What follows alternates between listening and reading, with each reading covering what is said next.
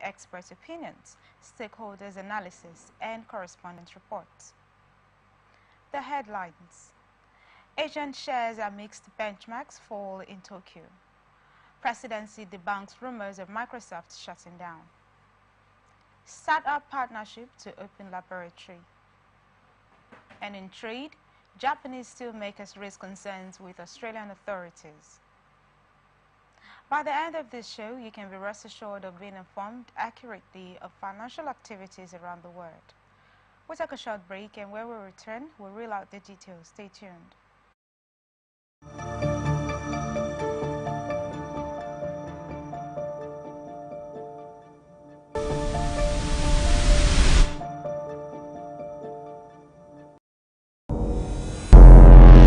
Every day, our lives are changed by history.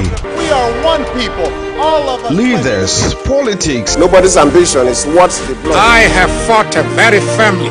Natural occurrence, war, and the world economy. I belong to everybody, and I belong to nobody. ATN covers it all on ATN Politics today.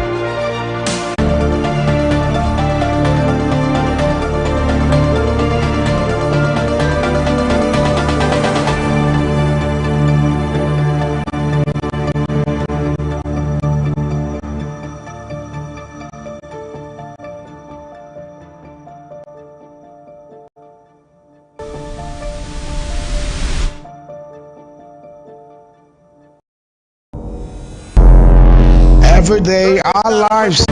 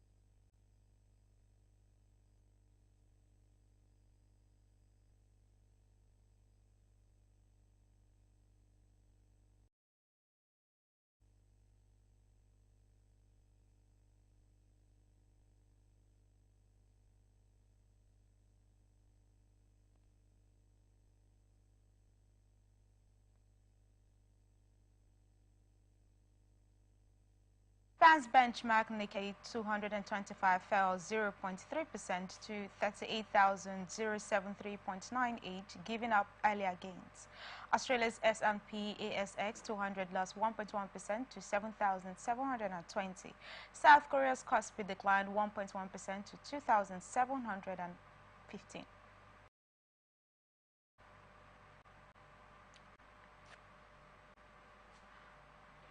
Hong Kong's Hang Seng jumped 1% to 18,504.56, while the Shanghai Composite surged 0.7% to 3,150.15.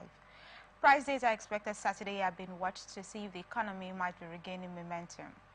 Despite efforts, China has grappled with consumer deflation for about a year, presenting a formidable challenge that Beijing has yet to overcome, said Stephen Innes, managing partner at SPI Asset Management.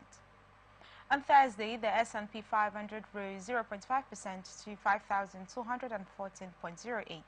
The Dow Jones Industrial Average gained 0.8% to 8,387.76. And the Nasdaq Composite added 0.3% to 16,346.26. A report showing a pickup in layoffs helped to support the market. The number of workers applying for unemployment benefits rose by more than economists expected, though low compared with history. That could be a sign the economy capable of a hoped for balancing act of staying solid enough to avoid a bad recession, but not so strong that it puts upward pressure on inflation. Equinix jumped 11.5% after reporting stronger profits for the latest quarter than analysts expected. The company, which runs data centers around the world, also said an independent investigation led by its board found no accounting inconsistencies or errors that will require financial restatement.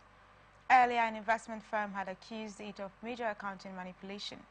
Yeti Holdings rose 12.8% after reporting better profits for the latest quarter than expected, thanks to stronger sales for its drinkware and coolers and equipment. Cheesecake Factory gained 6.2% after topping expectations for profits. The results were encouraging, following some recent warnings by big food and drink companies about how much particularly low-income ones are feeling. Airbnb, despite topping expectations for profit and revenue, it gave a forecasted range for revenue in the current quarter. The point fell short of what analysts expected. It said an earlier Easter pulled more of its business this year into the first quarter from the second quarter. In the bond market, the yield on the 10-year Treasury is 4.45% from 4.50% late Wednesday. The 2-year yield, which more closely tracks expectations for the Fed, slips to 4.81% from 4.84% late Wednesday. A smooth auction of 30-year Treasury bonds helps to Treasury yields have largely been easing since Federal Reserve Chair Jerome Powell said last week that the central bank remains closer to cutting its main interest rate than hiking it, despite a string of stubbornly high readings on inflation this year. A cooler than expected jobs report on Friday could manage to avoid being either too hot or too cold. Benchmark U.S. crude rose 56 cents to $79.82 a barrel in electronic trading on the New York Mercantile Exchange. It advanced 61 cents on Thursday. Brent crude, the international standard, added 50 cents to $84.38 per barrel. In currency trading, the U.S. dollar edged up to 155.72 Japanese yen from 155.52 yen. The weak yen has been both a blessing and a worry for Japan, as it helps boost export earnings but chips away at purchasing power. Expectations are growing for the Bank of Japan to start raising interest rates when remain unclear. The U.S. dollar was trading at 130 yen levels a year ago. The euro cost $1.0742, down from $1.0748. The naira depreciated at the official market, trading at 1,406 the dollar. The decline in fortunes of the naira persisted yesterday the parallel and official markets due to the re-emergence and speculation of hoarding, even as Bureau de Change withdrew from the Central Bank of Nigeria CBN's dollar sales program. Reports also gathered that despite the sustained nationwide raids and the arrest of street currency hawkers, the naira further depreciated yesterday to 1,435 naira per dollar in the parallel market, from 1,415 naira per dollar on Tuesday, and also depreciated to 1,421.06 naira per dollar in the Nigerian foreign exchange markets NAFEM. Data indicative exchange rate for NAFEM fell to 1,421.06 naira per dollar from 1,416.57 naira per dollar on Tuesday, indicating 4.49 naira depreciation for the naira. The data showed that the naira lost 62.36 naira. Consequently, the margin widened to 13.94 naira per dollar. We're open for advert placements, bookings, and commercials. You can connect with us and watch us on ETN socials, Facebook and YouTube, Atlantic Television Network, Instagram and TikTok, Atlantic TV Network 1, X formerly Twitter, Atlantic TV Net. Watch us live on our website, Atlantic TV, atlanticnetwork.tv. President Tinubu's senior special assistant on media and publicity, Temitope Ajayi, has dismissed reports that Microsoft is shutting down its operations in Nigeria. The aide stated that media reports alleging that the Africa Development Center ADC in Lagos was shut down. The ADC represents Microsoft's first ever engineering offices in Africa. Ajayi also tackled the presidential candidate of the Labour Party LP in the 2023 election, Peter Obi, and accused him of sensationalism. The presidential aide claimed that Microsoft is only realigning be impacted, speaking via his X handle on Thursday. Ajayi wrote, "The Nigeria office is not true. Africa Development Center is just a department within Microsoft Business in Nigeria." Contrary to incorrect media reports and at Peter Obi's naked dance, the Africa Development Center is also not shutting down. Microsoft, like any other organization, is only realigning roles within the business, and few roles will certainly be impacted. Affected staff, which are less than 30, will be asked to apply for new roles within Microsoft, a standard practice within the organization. Those who can find new roles in other departments or those who want to seek the system will be asked to go. The situation at Microsoft is not anywhere near the impression of the earthquake that Peter described. In line with the disclosure requirements of the Securities and Exchange Commission (SEC) and the Nigerian Exchange (NGX), Access Holdings PLC has announced the award of 23.8 million ordinary shares to some of its senior executives and executives of Access Bank, its flagship subsidiary. This is in pursuant of the terms of its shareholders' approved employees' performance share plan. The acting group chief executive officer of Access Holdings, Bolaji, the manager chief executive officer of Access Bank, Roosevelt Obona, and 6 others were vested with 23.884 million units of the group shares, worth a combined 427.13 million naira. Access Holdings stated that this was disclosed via notices duly filed with the Nigerian Exchange Limited on March 7, 2024.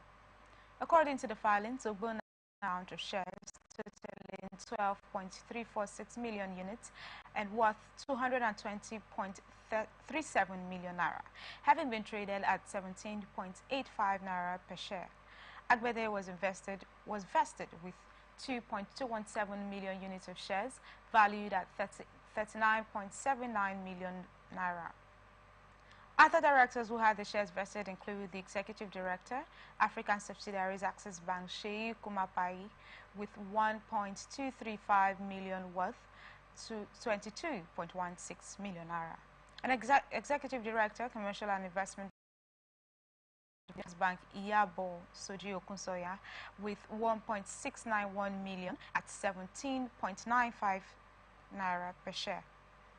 Her vested shares are valued 6 million naira, and Chizoma Okoli, Access Bank's Deputy Managing Director, Retail South, who got 1.728 million units valued at 30.85 million naira.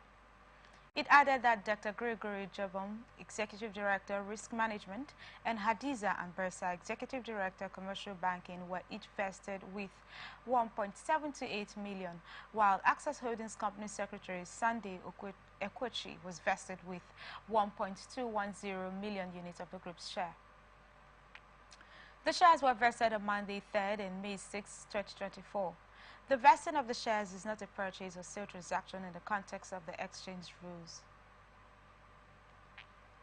Licensed customs agents have blamed the foreign exchange crisis for the rising import of damaged vehicles into the country to about 80%. The agents who spoke with press added that it was also cheaper to purchase damaged vehicles overseas and fix them in the country than importing new ones. The Vice President of the National Association of Government-Approved Freight Forwarders, Ugochukwu Nadi, said Nigerians now opt for buying auctioned damaged vehicles because they are cheaper. Any vehicle you see here in Nigeria market, if you go overseas, such vehicle, no matter the year, the price they are selling them, no matter the price they're selling them, there is higher than what they are sold locally. What they do is buying off-road vehicles from auctions, which are usually cheaper. The volume of imported damaged vehicles is up to 80%. It is cheaper to bring in damaged vehicles. That is the only one they can bring in. The cost of fixing them is cheaper, Nandi explained. He stated that the fluctuating forex had made it difficult for importers and their agents to plan properly. The issues have been with the forex crisis because you can't plan or do anything. You would be expecting something. In the end, you would see another thing. According to a chieftain of the Association of Nigerian Licensed Customs Agents, Kayode Farinto, imported damaged vehicles are over 75%. Also, the youth leader of the Association of Nigerian Licensed Customs Agents, Tinkan Island Chapter, Remilekun Sikiru, explained that out of 100 imported vehicles in Nigeria, 90 were damaged. He linked the increase in the volume of imported damaged vehicles to the weakened naira. Our shippers know that they can buy them at a cheaper rate over there and fix them here instead of fixing them there because it would be more expensive fixing them there, he noted. Amid calls for the reversal of the Band A tariff hike, the Minister of Power, Adebayo Adelabu, has stated that the policy is attracting local and foreign investors to the power sector. The minister disclosed this recently when he launched a mobile substation in the Aja area of Lagos State. He said the investors included bankers who had been avoiding the power sector due to a lack of liquidity. According to Adelabu, the investors are coming back after they got information about the tariff increase that applies to 15% of Band A customers. He noted that the ministry was working to protect the interests of consumers to save them from being extorted. Responding to claims that Band A customers were being prioritized, Adelabu clarified that before there was no stimulation of demand as discos were rejecting power allocation. The revenue collection rate was so low among some customers, so the discos were not encouraged to give them enough power. Adelabu promised that 1,200 megawatts would be added to the current 4,800 megawatts to raise the generated power to 6,000 megawatts by September. Correspondent recalls that the Nigerian Electricity Regulatory Commission had on April 3rd hiked the tariff payable by customers categorized as Band A, stopping government subsidies in those areas. From 68 kilowatts per hour, Band A customers had their tariff raised to 225 kilowatts per hour. It was reduced by 8.1%. Meanwhile, organized labor had threatened to picket the offices of the NERC and those of the discos if the Band A tariff was not reversed. The state governments of Ekiti, Cross River and Ogun have proposed a suspension of their foreign debts repayment worth due to severe. The proposal is part of the efforts to mitigate the heightened debt service burdens, which state officials claim has significantly hampered their ability to service existing debts. Checks by a correspondent from the Debt Management Office show that the three states obtained multilateral and bilateral loans, placing them among the top 10 states with the highest foreign debt stock as of December 2023. Cross River has the highest with $211.13 million, followed by Ogun with $168.8 million and Ekiti with $121.2 million. Details of these proposals were had at the allocation committee meeting held in March 2024. During the meeting, the Commissioner of Ekiti State, Akintunde Oyebode, that the financial strain by rising exchange rates had escalated the cost of foreign debt repayment. He said the cost of foreign debt servicing had drastically reduced their share of the Federation fund rates and multilateral financing to address these challenges. Oyebode also noted that significant deductions from the statutory revenue for savings had drastically reduced state balances. The minutes of the meeting read in part. The HCF Ekiti State observed that there had been significant increases in the amount deducted from the statutory revenue of the state for repayment of foreign loans due to the rising exchange rate. He therefore suggested the need for extensive discussion on exchange rates concerning multilateral financing to address the issue. Furthermore, he raised concerns about the amount deducted as savings from the revenue for the month and noted that the balances of the modestly as a result. Similarly, the Commissioner of Finance of Cross River State, Michael Dere, expressed fears about the state's ability to fund capital projects due to its revenues. He suggested the suspension of certain deductions, including those for multilateral loan repayments, especially when distributable revenue is low. Odere also proposed that stakeholder meeting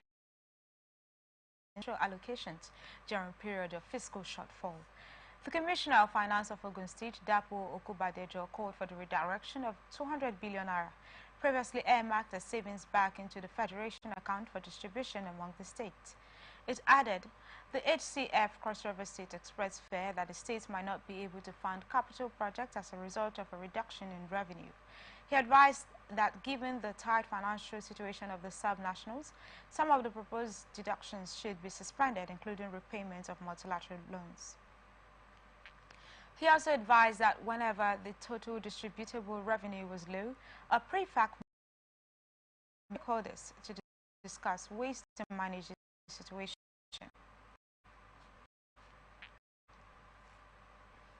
Transnational Corporation PLC Transcorp Group has announced an impressive growth of 1,475% in its profit before tax for the first quarter ended March 31, 2024 to 45 from 2.9 billion naira in the corresponding period of 2023. The company also reported a 173% year-on-year growth in revenue to 88.6 billion naira in the first quarter of 2024 from 32.4 billion naira in the first quarter of 2023. The impressive performance comes on the heels of recognition of the group's President, GCEO, Dr. Owen D. Omogiafo, as one of the most influential people of African descent. MIPAD's Global Top 100 Futurists and Innovators list. The statement recognizes individuals who have made remarkable contributions to shaping the future and pioneering innovative solutions within their respective fields. The company stated that its continuous growth and impressive results year after year are testament to Omogiafo's visionary leadership, adding that the group has a expansion under Omogiafo during a difficult time, as the world grappled with the COVID-19 pandemic. The Chief Executive Officer of the Commonwealth Enterprise and Investment Council, Rosie Glazebrook, has canvassed for a deepened collaboration between the federal and state governments that will strengthen trade and investment opportunities between Nigeria and other member countries of the Commonwealth. Glazebrook made a case for deepened collaboration when she led a delegation of CWEIC strategic partners during her separate meetings with Vice President Kashim Shettima in Abuja and the Governor of Lagos State, Babajide Sanwo-Olu. Glazebrook also pledged the CWEIC's support to the Nigerian government and highlighted some of the Council's forthcoming events both in Nigeria and outside, including the Commonwealth Trade and Investment Summit in London in 2025 and the proposed Trade and Investment Summit to be held in Nigeria in the second half of 2025. She said, "We want to help Nigeria and equally support Nigerian businesses looking out to develop plans for more interactions with foreign partners. We would like to look up ways where we can encourage the Nigerian government and the business community to take advantage of the Commonwealth market across the 56 countries and other partners in the Middle East and North Africa." Responding to the CWEIC's delegation, Vice President Shettima said that Nigeria would become a major economic force in the world under President Bola Ahmed Tinubu. Shettima said Nigeria is where the attraction should be for investors all over the world, as Nigeria will become a major global economic force under President Bola Ahmed Tinubu. CWEIC's delegation and talked about the huge potential the state offered to investors and the key priority areas of his administration. Sanwo-Olu thereafter directed the Commission on Cooperatives, Trade and Investment, Mrs. Folashade Ambrose Medibem, to explore the possibility of strategic ERC. A long history of collaboration with Nigeria, adding that there were several collaborations done many years ago with Lagos State. As a strategic partner, Glazebrook added that CWEIC looks across a whole range of sectors in Nigeria, particularly around energy, oil and gas, infrastructure, growing the skills of young people, maritime, healthcare, and SMEs on how they can be supported. While in Abuja, Glazebrook attended a reception for the CWEIC strategic partners and delegates who were hosted by the British High Commissioner, Mr. Richmond Montgomery, at the Abuja British residence, with the British Deputy High Commissioner, Mr. Johnny Baxter. CWEIC, in conjunction with the Nigerian Nigeria Investment Promotion Commission jointly hosted the Commonwealth Businesses and Nigeria Trade and Investment Roundtable in Abuja at Shehu Yaradoa Center with top Nigerian businesses and Commonwealth delegates in attendance.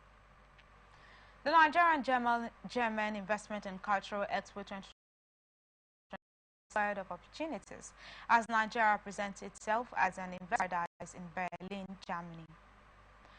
The event, scheduled from August 20 to 25 at the Hampton event location, is themed Unlocking Nigerians' Investment Potential for Industrial Revolution, with a sub-theme focusing on cultural exports, key opportunities for foreign direct investment. Organized by the Salutes in Nigeria initiative in collaboration with the Office of the Secretary to the Government of the Federation and various federal ministries, NGICE aims to attract foreign direct investment and business partnerships, particularly from the Federal Republic of Germany. According to a statement issued by the Chairman Planning Committee, Mike Okiro, the expo will feature a rich array of activities, including presentations, exhibitions, panel discussions, and roundtable sessions on public-private partnerships, banking, and finance. Additionally, he said there will be cultural displays, a gala night, global peace concert and awards, and strategic visits to companies and organizations.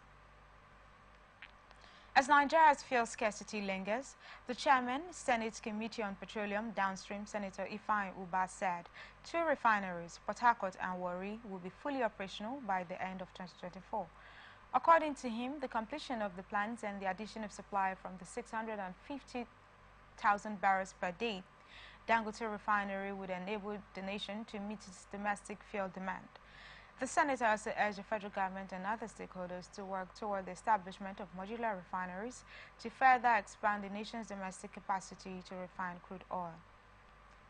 He said, "My mandate is to ensure that the refineries in Nigeria are up and function. By my involvement, before the end of this year, 2 refineries will be up and running. Also, before the end of next year, the Kaduna refinery will come on stream. Also, the production of jet oil and lubricants will be produced by mid-next year. I can assure Nigerians that I will tirelessly pursue and ensure that these refineries are up and running before the end of the year.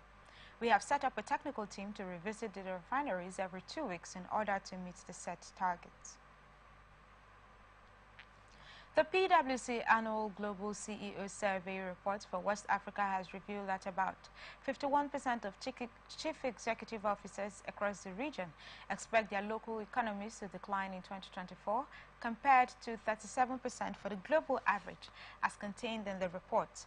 While West African CEOs expect decline in their local economies, the report reveals that positive expectation for global economic growth is 60% of them projected growth in the global economy, compared to the 38% of the global sentiment. The report states, "Findings from our West Market Area WMA report show that CEOs in West Africa are more optimistic about global economic growth prospects compared to their global counterparts. 60% of CEOs in West Africa expect global growth to improve in 2024, compared to a 38% global sentiment. 51% of the CEOs in West Africa expect their local economy to decline, compared to global CEOs' 37%. Also, the report reveals that the fears of chief executives across the sub-region with respect to business viability, the impact of technology on their business, and the regulatory environment. According to the report, 45% of CEOs fear that businesses will cease to exist without reinvention, while 42% say the regulatory environment across the region is a major bottleneck in their quest to create value." The Lagos State Commissioner 5 new power hubs across the city, providing residents with alternative sources of clean energy. The Commissioner explained during the state's ministerial briefing that the additional power hubs would complement the existing 6 solar proof of concept projects, offering Lagosians a more reliable alternative energy supply. Ogunleye also highlighted the state's ambition to develop 1 gigawatt of grid-scale solar energy capacity of the Clean Lagos electricity market. Over 10 potential sites, including the Egbin Terminal Plant site, Ikorodu, Badagry, Agbara, and Ogudu, are being considered for these projects. The Lagos State Commissioner for Energy and Mineral Resources, Mr. Biodo Ogunleye, has unveiled plans to establish 5 new power hubs across the city, providing residents with alternative sources of clean energy. The Commissioner explained during the state's ministerial briefing that the additional power hubs would complement the existing 6 solar proof of concept projects, offering Lagosians a more reliable alternative energy supply.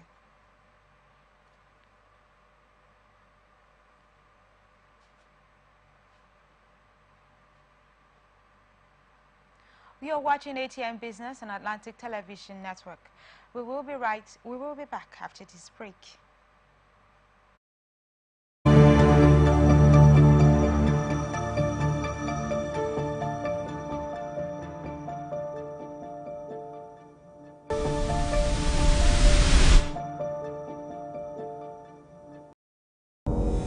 Every day, our lives are changed by history.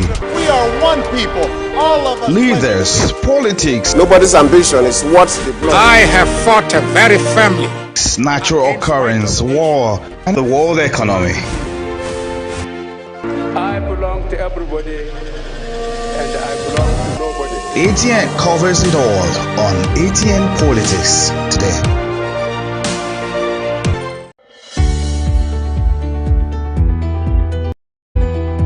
People into the country illegally. That is amazing. Honorable You human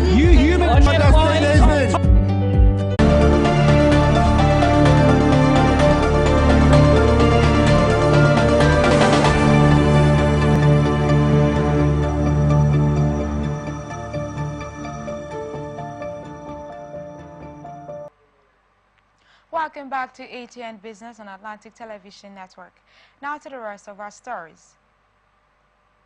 Nigeria-based biotechnology startup Syndicate Bio has partnered with Sophia Genetics, a cloud-native software firm specializing in data-driven medicine, to become the inaugural laboratory in Africa to offer comprehensive genomic. The laboratory promises to bridge critical gaps in diagnostic capabilities, particularly for individuals currently underserved or forced to seek testing beyond the continent's borders. Dr. Abasi Eno-Obong, founder of Syndicate Bio and former co-founder and CEO of 54 Gene, emphasized the potential of the collaboration, stating, "Through this collaboration, we aim to enable the widespread application of precision medicine in oncology across Africa, thereby enhancing patients' outcomes continent-wide." As AI-enabled solutions provided by the cloud software firm to deliver non-invasive cancer analysis, predictive genetic testing, and personalized precision medicine. The approach promises more effective treatments tailored to individual patients. According to the Chief Medical Officer of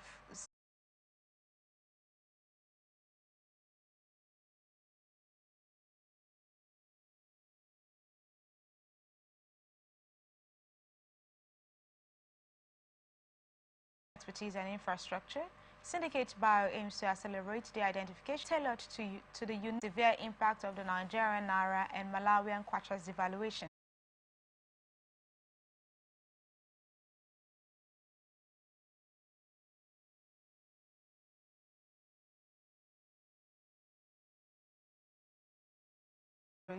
Has been key, he explained.